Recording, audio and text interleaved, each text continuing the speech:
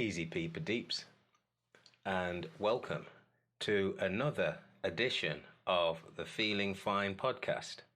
I am your host, P. Fine, or Pete Fine, and thank you for joining me.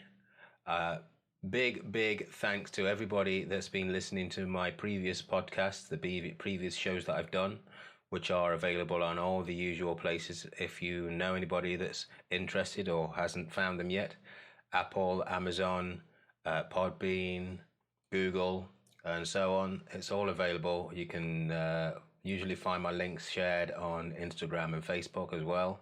Also on YouTube, there's clips being uploaded to YouTube as well. Now, if you followed my last week's episodes, I had a midweek episode and the previous Sunday episode.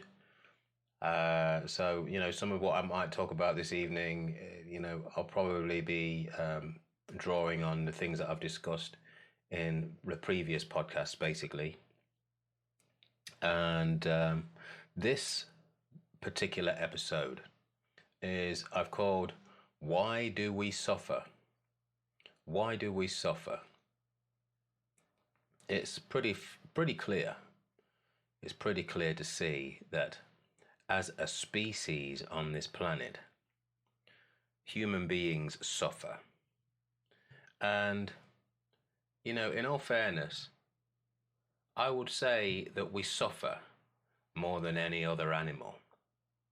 I know that all other animals, pretty much have their share of, they have to go through certain things. It's like if you ever watched one of these wildlife documentaries, these David Attenborough, is it David Attenborough or Richard Attenborough? One of the Attenborough brothers. And you see he does these documentaries or whatever, or any nature program where they show things like, animals that have to migrate from one place to another, to follow the water, basically. And the kind of processes and the situations that they have to go through on the way. Like, is it the wildebeest, I think it is. I remember watching one documentary where these wildebeests, they have to cross a certain section of a river. And I don't remember it all, or the geographical locations of it, or whatever. I'm sure somebody out there will. But every year they follow the same path. Every year they follow the same path. And they have to cross a certain section of this river. It might be the Nile or something, I don't know. But anyway, they've got to cross this river. And every year, without fail, they are attacked by crocodiles. And it's not just the wildebeest, there's various other animals that have to cross these certain sections of a river and have to deal with crocodiles. But anyway, so it shows them. So there's a big horde of wildebeest, or wildebeest, something like that. But anyway, there's a big gathering of them, basically, and they've all sort of bunched up by the side of the river. And it's almost like they know that they're going to lose some of their comrades in this attempt at crossing this river. But it's like pretty much every man for themselves in a fashion. And, obviously, if there's any younger ones there, then the crocodiles tend to sort of try and target them more because they are sort of less aware and less likely to be able to get across as quick, and they are going to be easier picking, obviously. So it's like they get to this point where it's like, right, this is it, guys, we've got to do it. And they all sort of make a beeline for the river and start splashing across the river, and then the next minute all these crocodiles, there's all kinds of carnage and chaos, and you just see limbs and legs and trotters and stuff flying all over the place. It's like a massive battle in this attempt to cross this river. And then, one or two of them get snarled and dragged under, and they do that crocodile spin and stuff. Take a couple of the kids away and a couple of the elders. But then obviously the majority of them get to the other side, but they lose some in the process. But then they get to the other side, and then once they've kind of had a few moments to recover, it's almost like right, okay, we've got to carry on. Now carry on regardless. We have to carry on the journey, and they pretty much carry on, hit the road, and they're off again. And this it's like, for so many animals, they have something similar experience where they migrate from one place to another, and the challenges that they face on the way. But for human beings, our suffering really is something completely different. It's something completely different. It's not like, when we compare it to migrating animals, it's not like our suffering experience is to do with our everyday challenges of life. It's not like we are going out as hunter-gatherers or even to gather nuts and berries and whatever, and we have to challenge various different man-eating animals that we might come across going through the forests or whatever. We don't have these kind of challenges in our lives anymore. Fortunately, we don't. We don't have to go through this. Our kind of hustle and bustle is just getting to the bus and getting off it again. Pretty much, or trying to get onto the train before it leaves the station. But the way that we do suffer, so our suffering, when you compare it to other animals, our suffering really it's psychological suffering. In one of my previous podcasts, I mentioned, or I may have mentioned, that suffering is of the mind. So you can have pain, you can have physical pain, and you can have these painful experiences through various reasons, whether it's you've had an operation, or you've had ailments or illnesses, or something's happened, or whatever. You have physical pain. We have physical pain. But suffering is the way that we mentally, psychologically process that pain. And so suffering is of the mind, basically. So in the respect of if we were effectively having to migrate from one place to another, and we had the situation where we had to cross through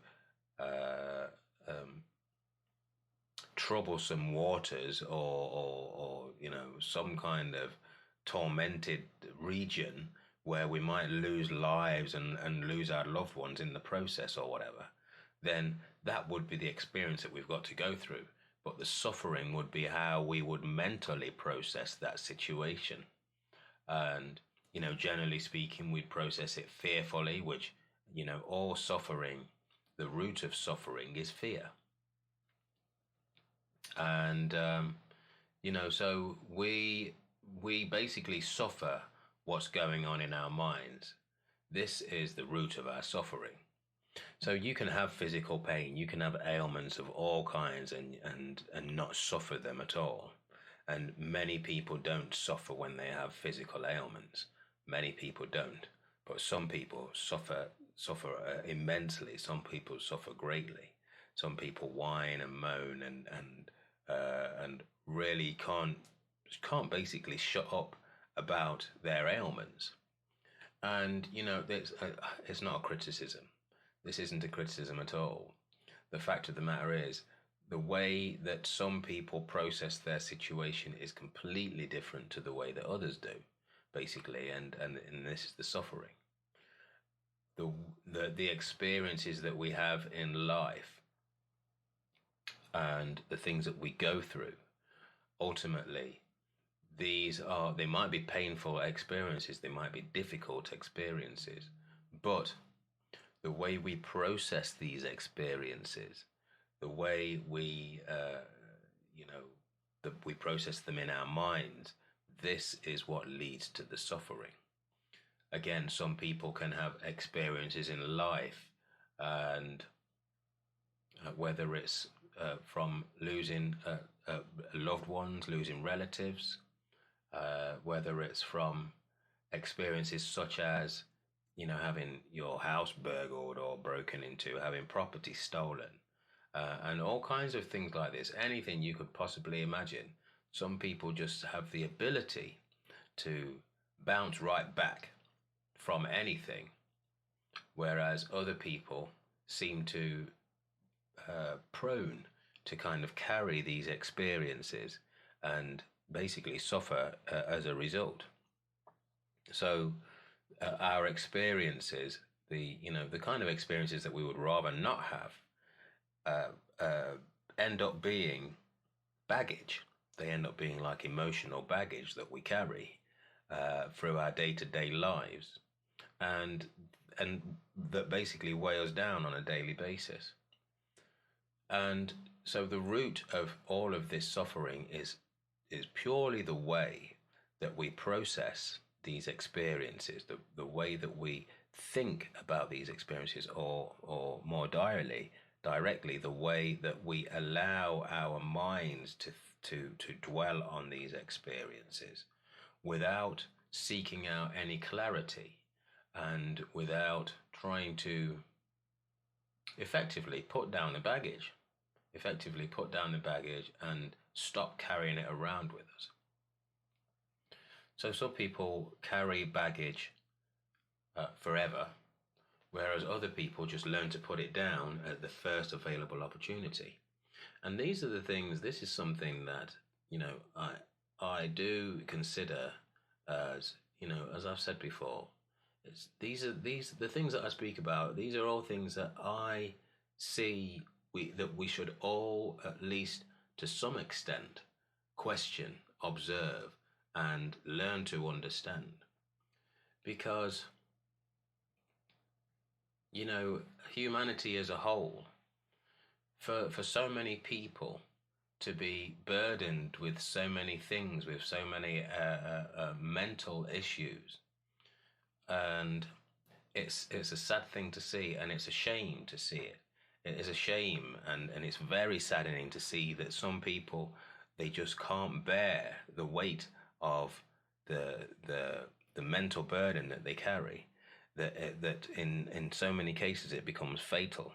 And we have had, obviously very recently, we've had suicide awareness, which highlights this simple fact that some people obviously struggle to carry the load. So, these podcasts and these the talks that I share, it is basically just me speaking my mind, speaking what's coming through my mind, and basically how I see life, with a view of inspiring people to not be afraid, to look at things from a different angle, a different viewpoint, to see if there is an alternative way.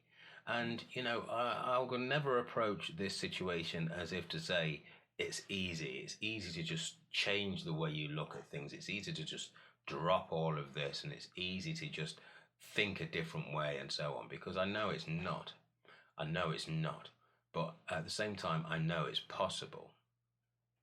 And it's that possibility that I think we should all at least try to become aligned with the possibility. And, in reality, the more we become aligned with it, the greater a possibility it becomes. And even still, it might just be that some people do learn after carrying their burdens and their baggage and their suffering for so many years. Some people do learn to just drop it in an instant, whereas for some people it's a gradual process to drop it. But it's kind of like the light at the end of the tunnel. Once you see the light, it's just a matter of time. And if you can hold on to that kind of way of looking at the light and looking at it, the situation as a whole, then again, it means that it's always within your grasp to be free from whatever it is that's troubling you. So, we suffer. We suffer in this way purely because it's psychological. But ultimately, the root of the cause of suffering is, we're all familiar with, obviously, if you're sick in any way, or you have some kind of illness or whatever, you go and see your doctor prescribes some kind of medicine. And all the medicines that your doctor will prescribe when you go and see your doctor, he will always, or I'll rephrase that, perhaps there are some doctors in this day and age that are starting to suggest more natural remedies and stuff. But under most circumstances, a doctor is going to prescribe some kind of man-made drug. Is going to prescribe some kind of man-made drug, some kind of man-made medicine, and with a view of curing your ailments. But every man-made medicine, every man-made pill, every man-made drug that gets prescribed, ultimately, we are all guinea pigs for man-made medicines. We're all guinea pigs simply because there is nothing that you can take that is guaranteed to work in your favor, that is guaranteed not to carry side effects. So this is why whenever you take any medication whatsoever, any of these sort of man-made drugs, and I'm not saying that all sort of natural remedies are going to work for everybody either, that's not my point. But, obviously when you go to your doctors, then more often than not, this is what they prescribe. They prescribe the sort of laboratory-created drugs. And whenever you take these drugs, they all come with a kind of a health warning or whatever. What's the word I'm looking for? That basically gives you a list of side effects, and it tells you that if you suffer any kind of adverse reaction or any of the side effects listed, to consult your GP immediately, which basically means that these medicines, these pills, these drugs or whatever, they're not forced to work smoothly for everybody. So it's like, for most people, they're going to work okay with, but for some people, they're going to experience any or various different types of side effects. Various different types of side effects. These side effects can be anything. They can range from a bit of itchy skin to swelling here and there to all kinds of stuff. What might swell, that's another story. Anything can swell. It depends on what you're taking it for. You could have all kinds of side effects, but this is like one of the consequences of taking these medicines and these drugs or whatever. And the reason why I'm talking about this is because, as I see it, it's the same with our education and life. So this is what is often referred to as being conditioned. We are conditioned to see life and to process life in a certain way from being very young. And this whole process of conditioning, it's self-perpetuating. So it begins when we're infants or when we're babies. It starts off at home, and then we grow through this cycle. We go through the schooling and educational process. We leave school, and then we kind of build on that for ourselves. We build on that. So what happens? So effectively, what's happening is we are given a system. So in the same way that a doctor is going to give you a pill, we go to school and we go through the whole educational process, and we are given a system. And this system that we are given is what we use to look at life through. We look at life through this system of information. And this information that we're given, it's knowledge. We're given knowledge. This is what we're given. We're given knowledge, but basically it's information that we're given. So I look at knowledge and information like this. When you are experienced in something, or you have had an experience in something, then you can speak about this quite freely. This is when you are sharing your knowledge. You are sharing knowledge, then you are putting what you have experienced into words. This is knowledge. You are putting what you know into words. But then when you gather this knowledge from somebody, the knowledgeable person whoever has had this experience, you gather that knowledge, but to you, you are receiving information. So until you have had experiences along those lines, it remains information to you. So we are given information, and we use this information that we are given to look at life and to process life. So with this in mind, to me, it becomes clearer to see that so many people suffer with mental health and mind-related issues because of the way that we have been taught to see life. Because of the way that we've been taught to see life, people suffer and struggle as a result.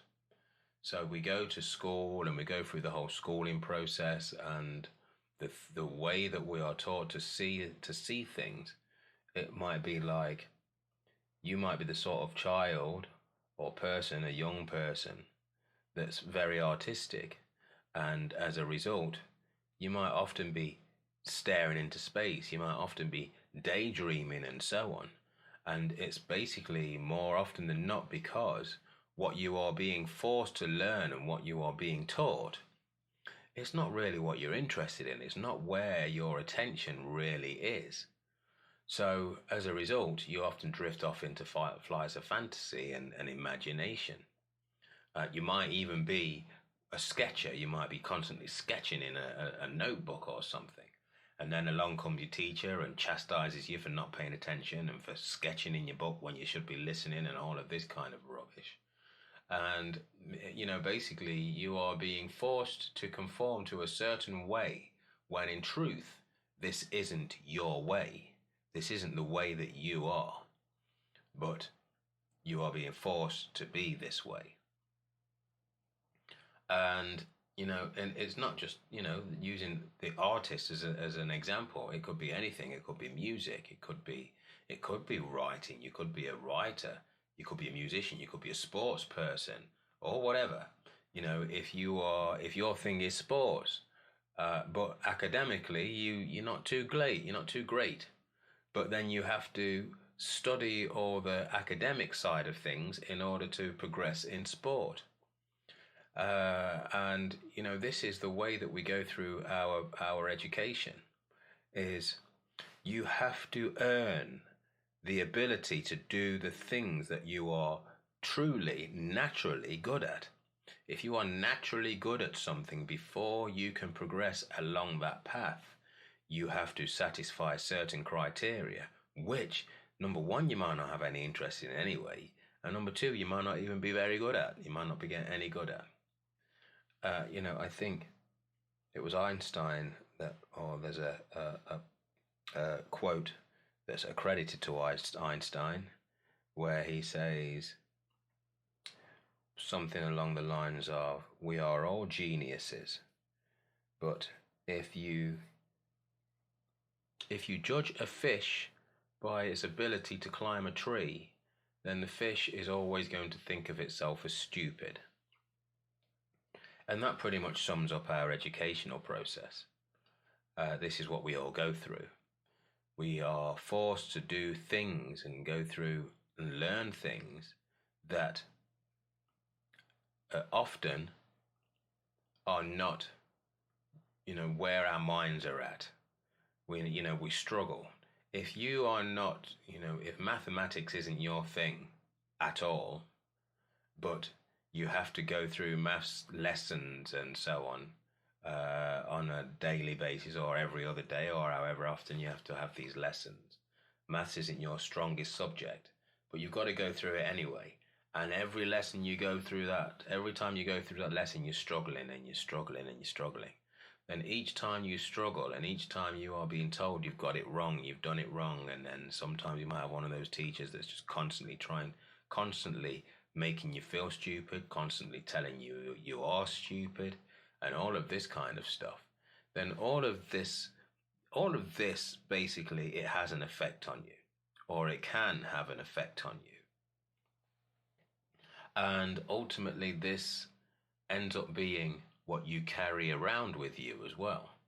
So then your life becomes a constant striving to almost to satisfy your teacher and to satisfy a system, this system of education, when, in reality, it should be the other way around. The system should be satisfying you.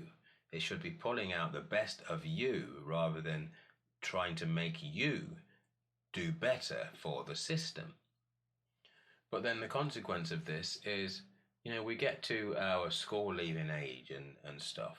For me, when I left school, I walked out the door without a clue what I wanted to do, feeling no better off for the whole 10, 11 years that I wasted at school.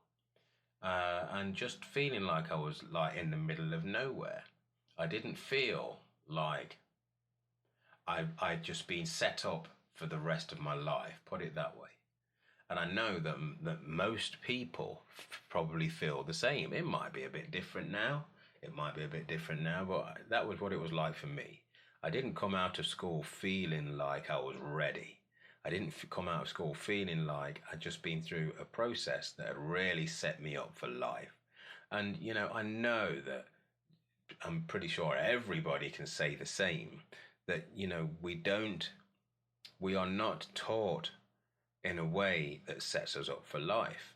We receive all of this information at school, so much information at school, but never do we learn anything about the basics about life and living out, as an adult, how to do your own personal finances, how, things like what to do about buying a house and,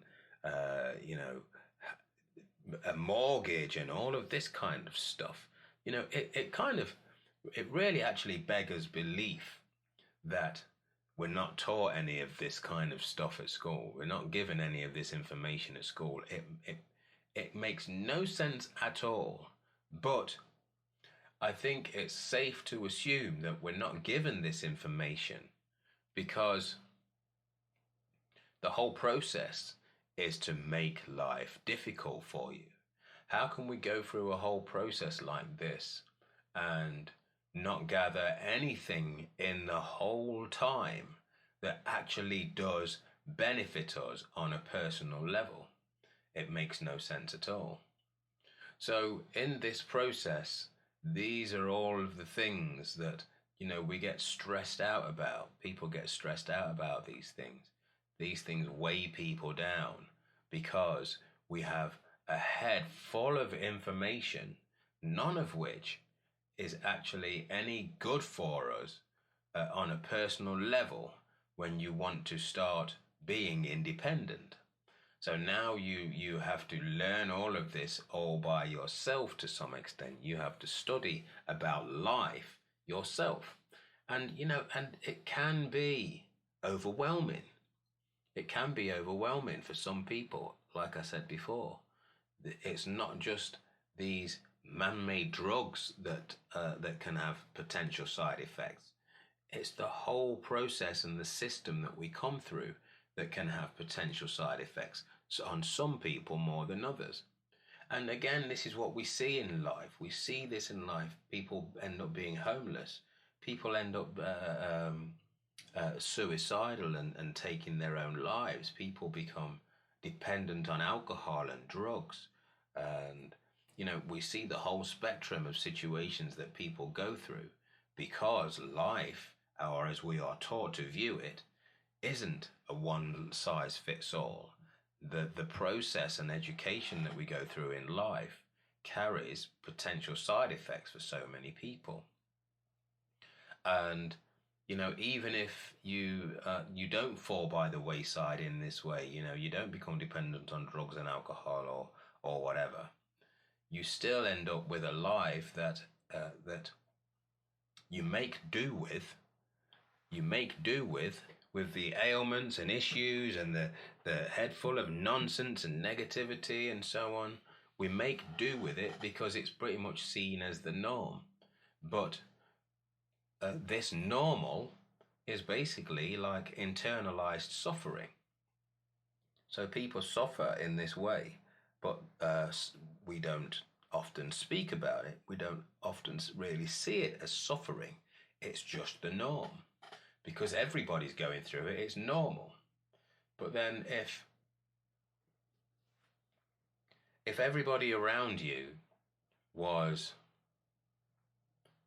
free, mentally, physically, emotionally, and spiritually free, and you were the only person that had these ailments and these afflictions and these burdens, and you were carrying them around in this way, then obviously it wouldn't be the norm.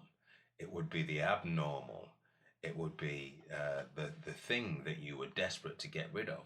But because so many people live in this way and carry their lives in this way, it's considered normal.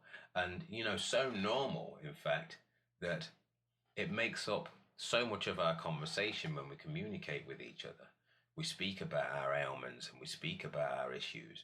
We basically communicate about what's shit in our lives more than what's good in our lives. And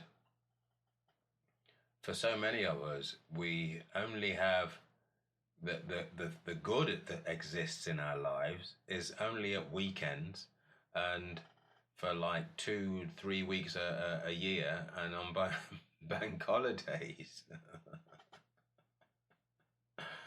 Which, that's pretty torturous. It is pretty torturous. To just have the quality in your life confined to such a small section, a small segment of time, and to spend the rest of your days in this way. It's like permission to enjoy yourself. The same way that we are at school is the same way that we go through the rest of our lives, seeking permission to enjoy yourselves. For the last 5 months or so, I was in, which is why I've been pretty sort of vacant. I've not been fully involved in my social media and stuff like this. I've been sort of dabbling here and there, but I've had a full-time job. And I haven't had a full-time job for years. I've worked as a subcontractor for like past 20 years. I took a full-time job, which I've left now. I've left it now. I left it last week. But one of the things that really kind of bothered me was the fact that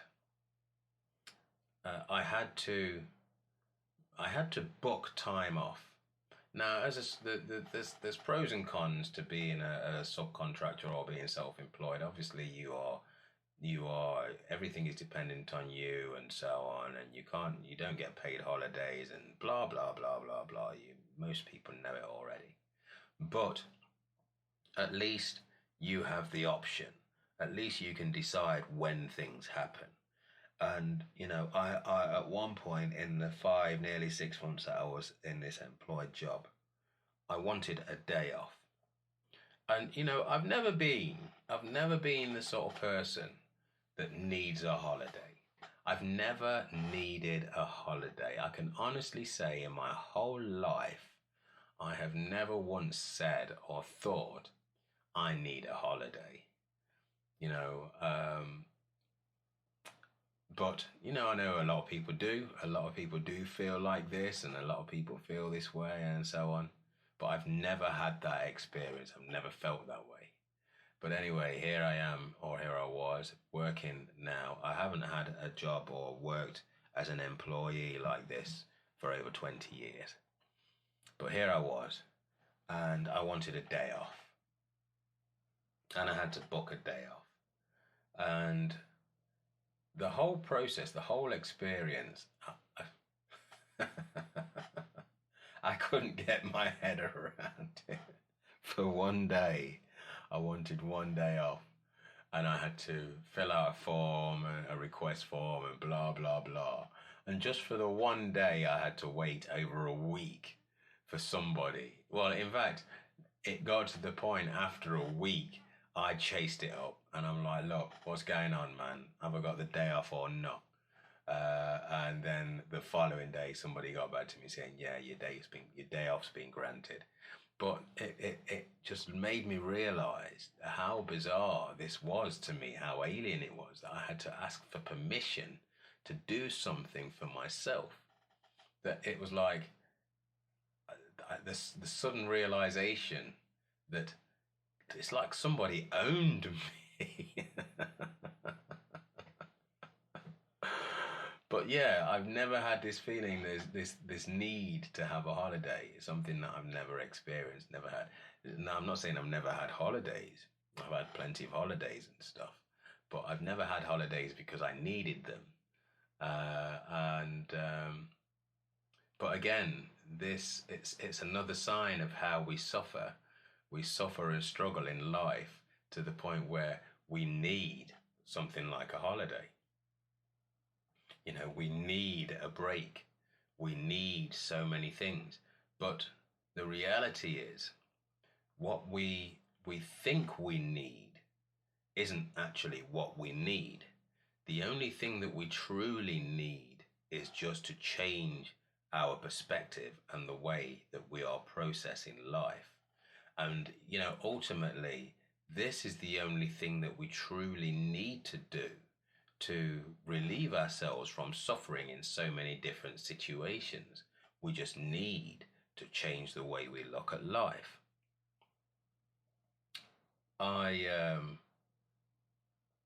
You know, and I share this from first-hand experience. I share this from personal experience that if you change the way you look at your experiences of life, they do become less burdensome. They do become less heavy and less taxing on you spiritually, mentally, psychologically. It changes everything about you. You could literally flip the way you look at your job and your work from being something that you hate to do to being something that you really do want to do your best. You really want to do your best. You really want to give it your all. You really want to go in there on a daily basis and deliver the best that you've delivered. You know, deliver better than you did yesterday. To push yourself in this way and to challenge yourself. Completely change the way you look at work. As opposed to thinking, I'd rather not be here, I'd rather not be doing this. And even though I say that I had a job for nearly 6 months and stuff, my work, you know, I love the work that I do. I do building maintenance, plastering, and so on, and I do like to make that kind of a difference in people's lives and stuff. So whenever I go to work, I apply myself to the fullest. It was just the whole situation and the scenario that I was in that was really alien to me. And I struggled with it, to be totally honest with you. But no, we can change the way we look at our lives. We can change the way we look at our lives. We can learn to process lives in a completely different way. And this, in reality, as adults, this is our reality. This is our potential. We don't have to be so fearful and afraid. Ultimately, we fear our minds. We fear our minds, and because we fear our minds, we are afraid to face them.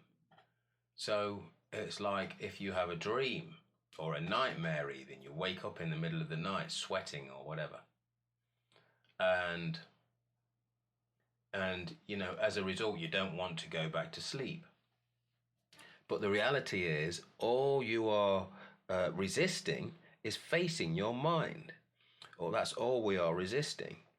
If you suffer with anxiety, if you suffer with depression or any of these sort of mind-related issues, the same again, if we took time to, I always speak strongly about meditation.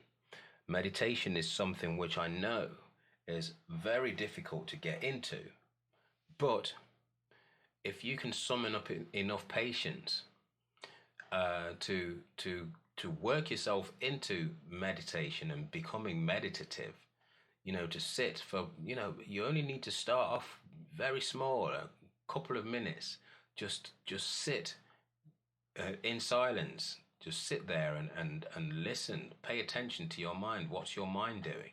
Because this is ultimately what we do, is we spend so much of our time running away from our minds.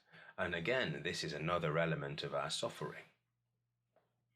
And, it's kind of paradoxical, because if you've got kids, or if you've had children at any point in your life, and sometimes you can be in a room or whatever, you're all in the house, and the kids are making loads of noise, all kinds of noise. Kids are screaming and shouting and stuff and making all kinds of noise up. And all you want is peace and quiet. All you want is space. Space, that's the word. All you want is space. You want breathing space. You need space to think, and so on. So the moment that you get that opportunity and the quiet, the children have gone out of the room or they've gone to bed or whatever, you get that peace and quiet and stuff. And then you are basically left kind of at the mercy of your own mind. So now all the noise, the external noise is gone. Now you've got to deal with your own mental noise. And as a result, you'll probably go and put the radio on or switch the TV on or something. You've got to have background noise again. So it's kind of like we crave space, but when we get that space, we have to then fill that space. Or when you have your children and they're all making up noise and so on, and then you get rid of them. So now you have space. You don't have any noise from your kids, but once they're gone, then you crave having them back again to make noise. And ultimately what it all comes down to is we have lost touch with space. We have lost the connection with space. We have kind of forfeited the space in order for noise, but then the noise eventually becomes intolerable. We don't want the noise anymore, so we want the space, but then we get the space, and now the space is too much trouble. It's too painful because of our mental noise. So then we've got to fill that space again with noise. But if we could just familiarize ourselves with the mind noise, so rather than keep slumping for external noise, the radio, music player, or whatever of any description, TV or whatever, or even conversations, getting into conversations with friends, ringing people up and bringing your friends round, and so on and so on. All of these things to kind of avoid the mind chatter and the mental noise. If we could start this process of sitting down and allowing ourselves to just sit there with the mental noise, to get used to listening to it, to get used to it being there, to not be afraid of it. Because once you have crossed this sort of threshold of, not running away from it, then eventually the whole process starts to get easier and easier and easier. And the process of meditation is just that, is to just keep bringing yourself back to this experience of sitting with the mind noise and not trying to do anything with it, just allowing it to be there, just allowing it to be there, becoming more aware of it and allowing it to do whatever it's doing. And eventually you will start to notice that it has less and less and less of an effect on you. And when it starts to have less of an effect on you, you no longer suffer it in the same way. We no longer suffer it in the same way. And one of the things that another thing that I noticed myself about this whole process of the mind and mind-related issues is, a lot of the thoughts that go through our minds on a daily basis, these are, they're related to experiences and things that we've had in the past, things that have happened to us in the past, undesirable things that have happened to us in the past, situations that we found ourselves in that we would rather have not been in. And as a result, we've kind of mentally stored them as an unresolved issue. So it's like, if this happens to me the next time, well, I'm going to say this, or I should have said that when this person did this, and I should have blah, blah, blah, blah, blah. So there's always shoulda, woulda, couldas bouncing around in your head, unresolved issues. But then, with all of these unresolved issues, each time these unresolved issues come into your mind, they trigger an emotional response, an emotional reaction, I should say. And this emotional reaction, sometimes you have thoughts that they're so fast that you don't even notice them. Consciously, you don't notice them. And this is something that I noticed in meditation, that when I started to pay attention, I became aware of thoughts that just flash so quickly that sometimes you might not even notice because you're too distracted. And even though you don't notice it, it leaves like an emotional residue in your body, in your system, which then makes you feel. So then you have the feeling, but you might not have been fully aware of the thought. Or even if you were aware of the thought, you have the feeling, but you haven't made the association that the feeling is attached to that thought. So now you have the feeling, and then what we do is we analyze the feeling. Now all of a sudden I don't feel too good. I don't feel, I feel off, something's wrong. And then this cycle of thought, now because you think something's wrong, now your body is reinforcing that experience emotionally. So you have kind of triggered this whole emotional cycle with unconscious thought, and now you are consciously thinking it. Now the cycle begins. So to be able to break the cycle is to be able to see that, or become aware of the unconscious thought that triggered the cycle in the first place, and analyze the thought. So rather than analyzing the emotion that follows the thought, if you analyze the thought, then you break the emotion, you break the emotional cycle. And, by analyzing the thought, it might be, and this, again, from my personal experience, I don't recall all of the things that used to go through my head. I wouldn't even bother trying. But I do remember that there were certain things that I had in my mind that would constantly, I'm not saying every day, all day, but they would resurface in my thoughts, in my thought stream, periodically. So it might be once every 3 months or 4 months, I'd have a bit of a mental flashback to something that happened when I was about 10 years old, as an example. And it would make me feel low.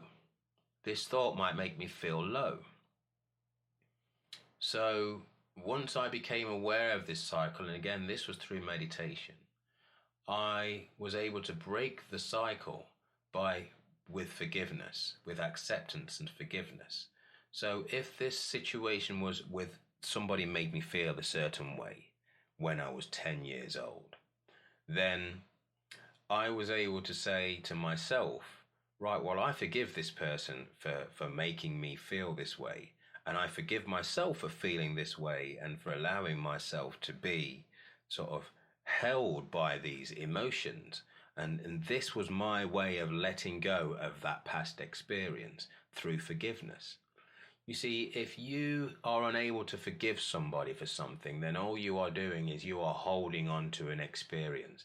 And every time you think about that experience, you relive the experience. So forgiveness isn't about the other person, it's about you. And it's about you being liberated from your past. If you are unable to forgive, then you are unable to be liberated from your past experience. And ultimately, this past experience will always have a hold over you as long as you are unable to forgive, accept, and let it go. So once I went through this process of forgiveness, of understanding, acceptance, and letting go, these thoughts didn't occur to me anymore. I was no longer being kind of dragged around by these past thoughts. They just disappeared. So it's no longer baggage. These, they are no longer my baggage, basically. So, we suffer. To summarize, we suffer not because of the experiences we go through in life. We don't suffer because, like the wildebeest, for example, trying to cross the river, it has to cross the river. It's got to get to the other side to get to its destination. In the process, they might lose some of their flock of wildebeest, is it? I don't know. Gang? I don't know. But they might lose one or two of the members, but they carry on with the journey. And, so there's a lot of pain, there's a lot of physical pain. We have personal experiences where we have physical pain, but the way we process these experiences, the way we think about the experience, is what brings about the suffering. So if we can learn to understand how to let go of these experiences, and again, like I said before, we aren't given these kind of life skills at school. We're not taught these life skills. There are plenty of places that you can go to find more information about this, if this interests you. But again, like I said before, I speak from my own personal experience. If we are not given these kind of tools at school, we're not shown anything like this at school. This is something that I've learned for myself. That once I was able to see through meditation and through becoming more and more meditative, once I was able to see how my thoughts, or the thoughts that were going through my mind, were affecting me, my emotions, and affecting me emotionally, and then how I was interpreting my emotions as feeling bad, feeling low, and so on, without truly understanding why. It creates mood swings and so on. But once I started to identify the connection between the thoughts going through my mind and the emotions in my body, I was able to address the thoughts without paying any attention to the emotions. So you might still have the emotional experience there. This might be my experience now where I feel the emotion, but then rather, the more consciously aware I become, I'm able to feel the emotion and then pay attention to where my mind is at. And I did touch on this before. Essentially, once I become aware of the emotion and I become aware of where my mind's at that's triggered these emotions, that's caused this emotion, I can then bring myself back into being. I can be myself, which basically, when I say be myself, I just mean bring myself back into being. It might be that I take a few deep breaths and I bring myself out of the mental sort of torrent of thought and back into the present moment. It might be that in that moment I've identified a certain stream of thought that's pulling me and that's leading me to feel this way, and then I can address it, I can question it, I can analyze it, and I can basically shine a light on this thought stream to see it for what it is. And it's only when you begin to shine that light that you can see it for what it is. Otherwise, it just remains in the darkness, in the shadows, basically dictating and controlling your emotions and your vibe until you turn on that light. The light being your awareness, you becoming conscious of that thought or of those thoughts. So that's I'm going to conclude at that for this evening, for this podcast.